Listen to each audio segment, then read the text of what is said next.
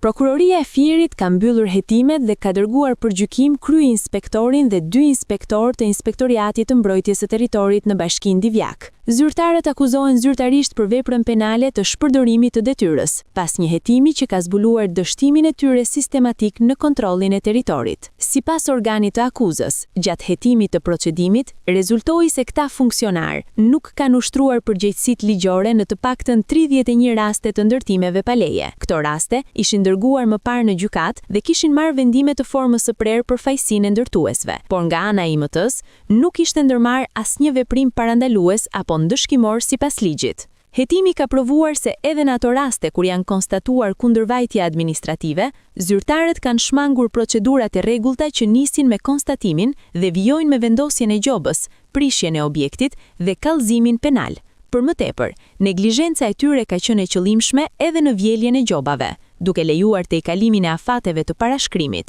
Ky veprim ka sjell një dëm real dhe të drejtpërdrejtë në buxhetin e shtetit dhe të njësisë vendore, i cili për periudhën 2021-2022 llogaritet në vlerën e 11.170.000 lekëve.